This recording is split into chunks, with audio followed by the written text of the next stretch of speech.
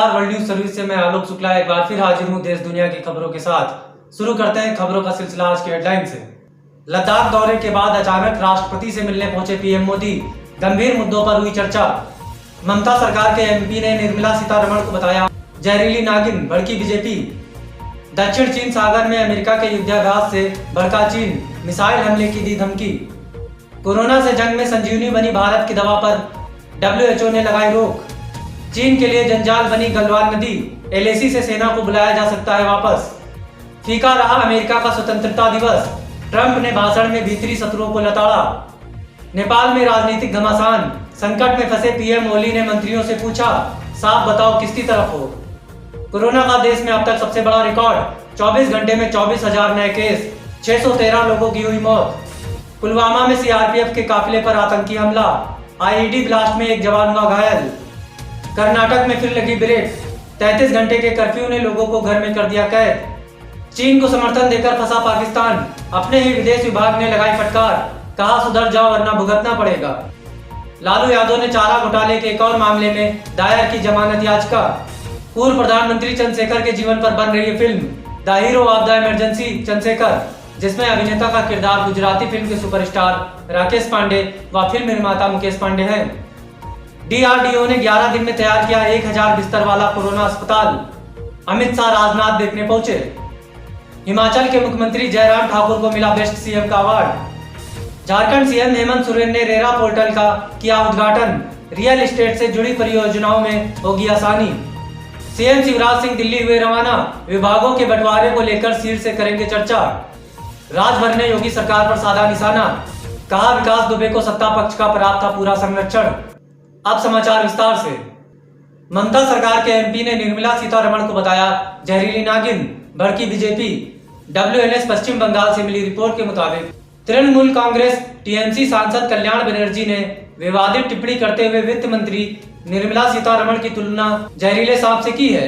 इस पर भाजपा ने तीखी प्रतिक्रिया दी और कहा कि ममता बनर्जी ने अपनी पार्टी के नेताओं से नियंत्रण खो दिया है और वे हताशा में बेतुकी बातें कर रहे हैं। ईंधन की बढ़ती कीमतों और रेलवे के प्रस्तावित निजीकरण के खिलाफ शनिवार को बांकुरा में एक रैली को संबोधित करते हुए कल्याण बनर्जी ने सीतारमण के इस्तीफे की मांग की। बनर्जी ने कहा कि जिस तरह से एक जहरीले सांप के काटने से इंसान मर जाता है, उसी तरह निर्मला सीतारमण की वजह से देश के लोग एक के बाद एक मर रहे हैं, क्योंकि उन्होंने देश की अर्थव्यवस्था को तबाह कर दिया है।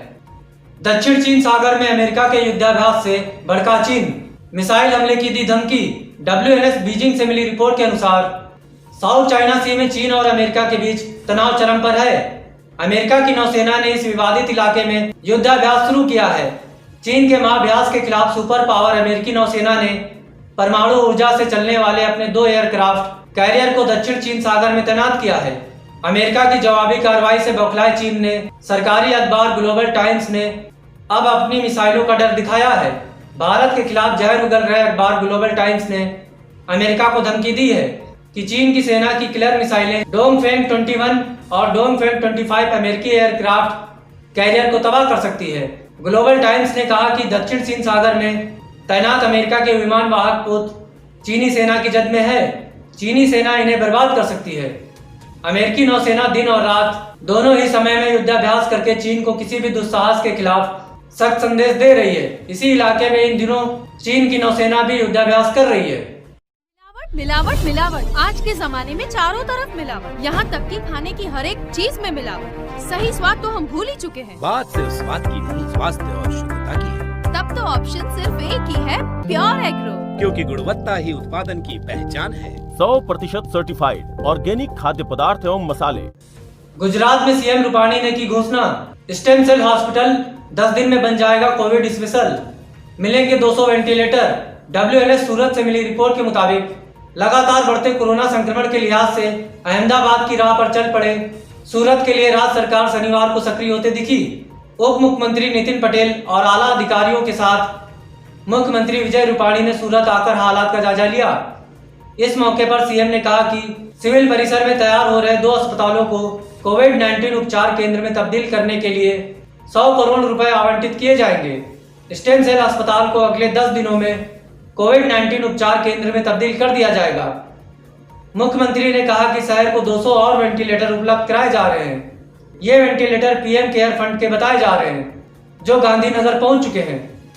महाराष्ट्र में शिवसेना को झटका, 5 नगर सेवक एनसीपी में हुए शामिल। WNS मुंबई से मिली रिपोर्ट के अनुसार महाराष्ट्र में शिवसेना को बड़ा झटका लगा है। शिवसेना की सहयोगी पार्टी राष्ट्रवादी कांग्रेस पार्टी में उसके 5 नेता शामिल हो गए हैं। अजित पवार शुक्रवार को बारामती दौरे पर थे। इस दौरान अहमदनगर के परनेर नगर पंचायत से शिवसेना के 5 नगर सेवक बारामती में उप मुख्यमंत्री अजित पवार की उपस्थिति में राष्ट्रवादी कांग्रेस पार्टी में शामिल हो गए। बता दें कि महाराष्ट्र में महाविकास अघाड़ी की सरकार है, जिसमें एनसीपी और कांग्रेस भी शामिल है। हाल ही में खबरें आई थी कि महाविकास अघाड़ी सरकार में सब कुछ ठीक नहीं चल रहा है। ऐसे में 5 नगर सेवकों के एनसीपी में शामिल होने से शिवसेना और एनसीपी में विवाद हो सकता है।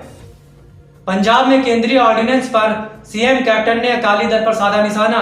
WNS चंडीगढ़ से मिली रिपोर्ट के मुताबिक मुख्यमंत्री कैप्टन अमरिंदर सिंह ने कहा है कि केंद्र सरकार की तरफ से लाए गए ऑर्डिनेंस का समर्थन करके अकालियों ने किसानों की बर्बादी का समर्थन किया है। अपने फेसबुक पर एक पोस्ट शेयर करते हुए कैप्टन ने कहा कि केंद्र के किसान विरोधी ऑर्डिनेंस का समर्थन करके शिरोमणि अकाली दल ने पंजाब के हितों के साथ धोखा किया है। उन्होंने कहा कि पंजाब के किसानों के भविष्य राजनीति से परे हैं। मुख्यमंत्री ने कहा कि यह समय राजनीति करने का नहीं, बल्कि पंजाब के साथ खड़े होने का है, जिससे किसानों के साथ हो रहे धोखे को रोका जा सके। मुख्यमंत्री ने कहा कि हम सभी को एक साथ मिलकर इस किसान विरोधी ऑर्डिनेंस के खिलाफ लड़ाई लड़ना चाहिए। इसी के साथ आज की खबरों में बस यहीं तक। कल फिर मुलाकात होगी कुछ नई खबरों के साथ। तब तक के लिए नमस्कार।